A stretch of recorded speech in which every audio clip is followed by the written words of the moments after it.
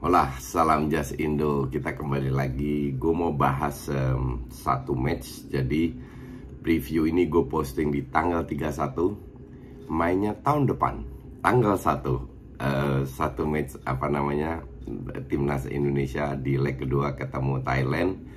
Dan juga Liga Inggris berbarengan mainnya.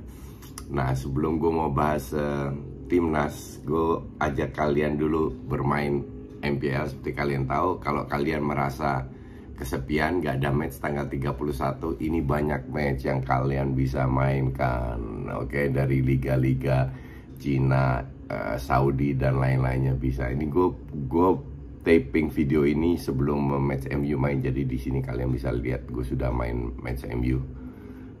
Gue tunjukin line up-nya seperti apa biar kalian bisa lihat. Nih line up gue. Jadi gue turunkan beberapa pemain cadangan, bahkan gue turunkan hanya 6 pemain MU, 5 pemain Bende, karena ya MU lagi nggak jelas.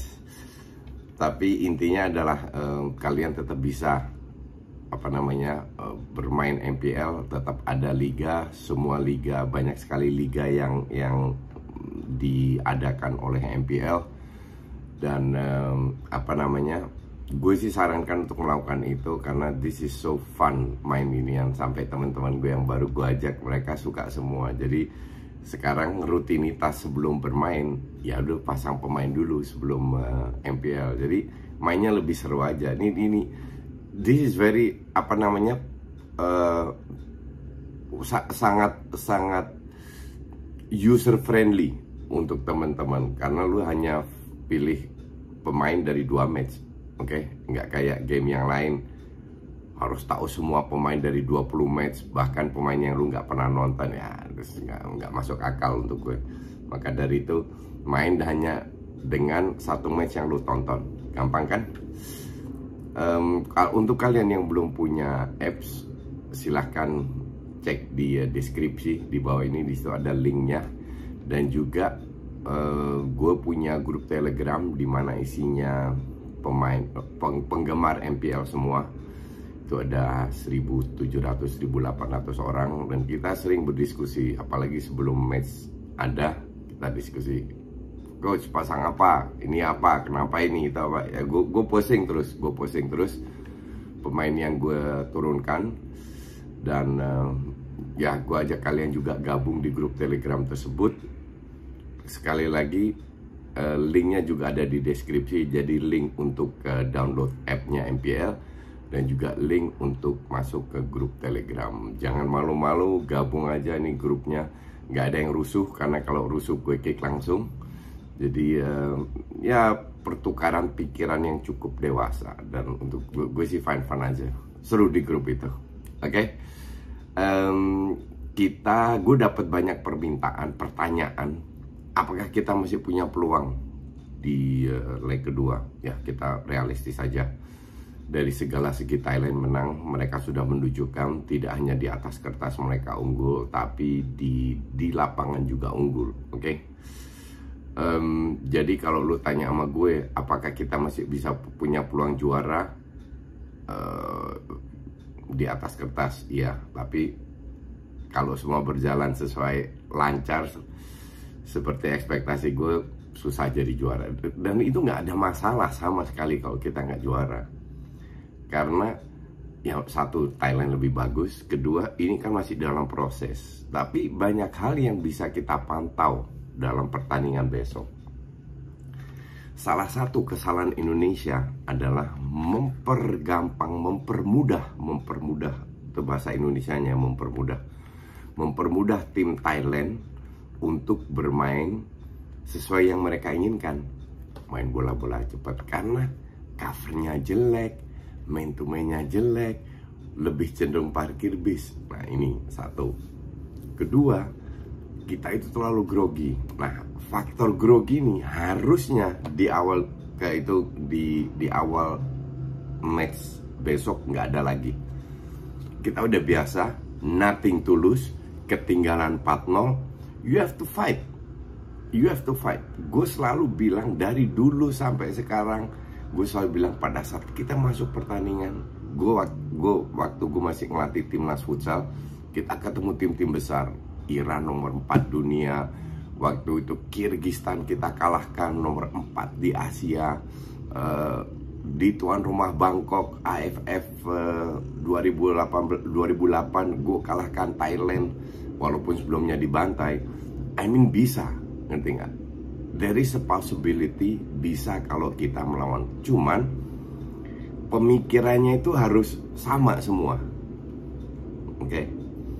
Mulai dari satu, seperti yang gue sebut tadi, jangan grogi dulu. Oke? Main lepas aja. Main lepas, jangan kayak 20 menit pertama kayak di awal babak kedua. Main lepas, nyerang. Dan satu yang bikin gue jujur agak kecewa, tapi gue paham Sintayong ya, dia bermain terlalu bertahan. Itu bikin gue agak kecewa. Karena gue tahu Indonesia ini nggak bisa bertahan. Emang budayanya sama kayak Belanda. Belanda itu tidak bisa bertahan.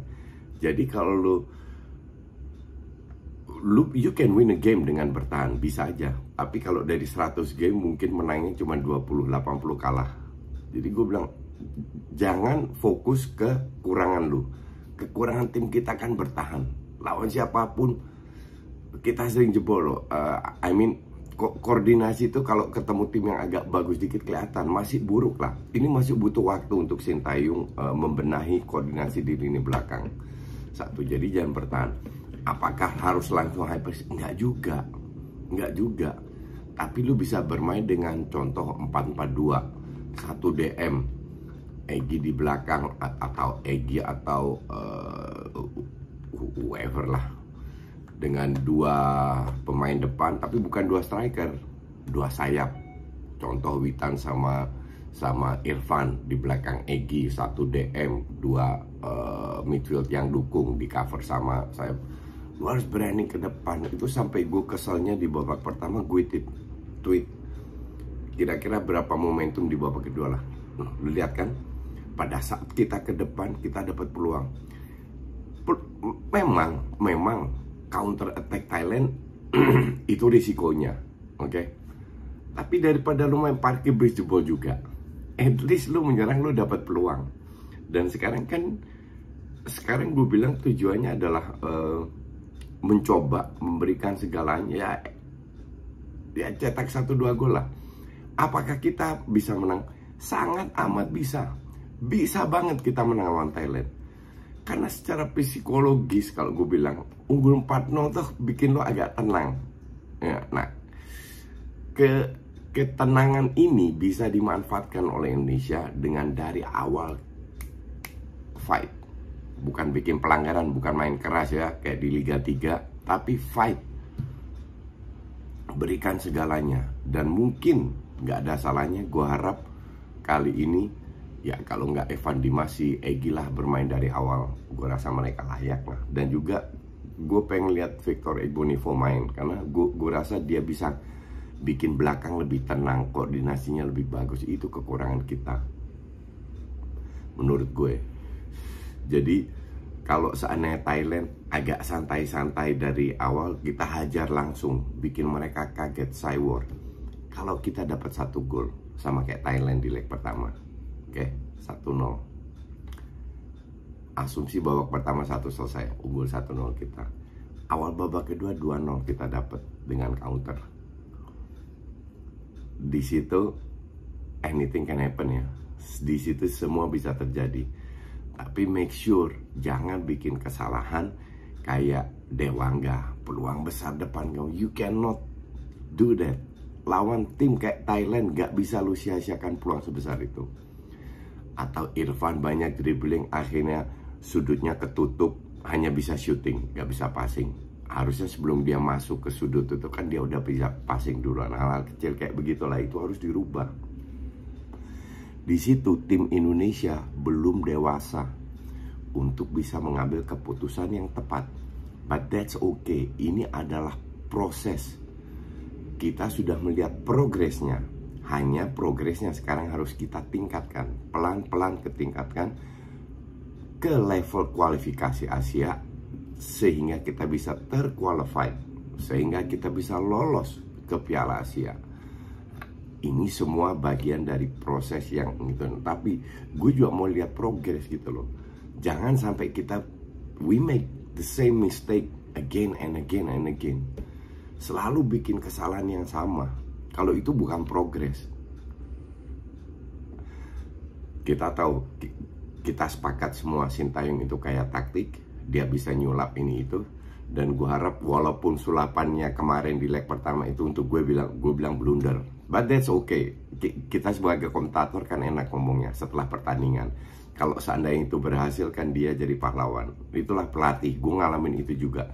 Sebelum pertandingan kita mengambil risiko, oke? Dan kadang kita salah kadang kita kalah. Gue mengalami itu, jadi gue paham.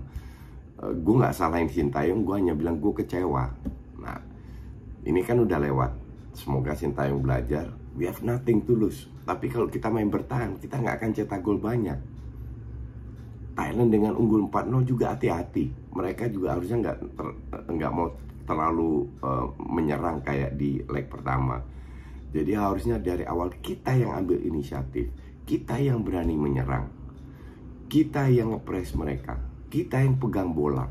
Dan itu sudah kita buktikan di babak kedua. Ada beberapa momentum di mana kita dapat peluang, kita bisa membangun serangan, kita kurung Thailand. Hanya momentum itu terlalu sedikit. Nah, kalau momentum itu banyak di leg kedua, asumsi kita seri, atau kalau kita kalah pun, that's okay. At least kita sudah membuktikan ke rakyat Indonesia, kita bikin timnas membuat sebuah progres. Itu yang semua kita tunggu. Gue rasa sebagian besar dari fans timnas rakyat Indonesia sadar kok sulit untuk ngebales 4-0 lawan Thailand, lawan tim yang lebih bagus ya. Orang bandingkan dengan PSG Barca. PSG waktu itu kualitasnya masih di bawah Barca, keles. Beda, nggak bisa dibandingin. Nah sekarang kualitas Thailand yang unggul itu di atas kita. Tapi kembali lagi dengan strategi yang cukup berani tanpa terlalu mengambil banyak risiko, definitely kita bisa ngelawan. Itu yang gue pengen lihat di babak kedua. Kita unggul terlebih dahulu, 1 atau 2 gol. Ini akan menjadi seru. Dan di sini pemain akan teruji lagi. Di situ kita lihat progres di mana mereka bikin kesalahan dan lain-lain. Nggak usah ngarep lah, nggak usah ngarep juara. Ngarep pertandingan ini kita bisa melawan, ngarep pertandingan ini kita diberi banyak kesempatan, ngarep pertandingan ini kalau bisa kita tutup dengan kemenangan, dan ngarep pemain ini ada progres ke depannya. Itu jauh lebih penting. Dan still gue percaya Sintayong, seperti yang gue sebelumnya udah berapa kali bilang, Sintayong stay. Sukses selalu, kita ketemu lagi di setelah match. Gue bikin review lagi biar kita bisa langsung pantau. Oke? Thanks for watching. Oh ya, selamat tahun baru, sehat selalu, jaga kesehatan, itu sangat penting lagi. Kita ketemu di tanggal 1 Januari.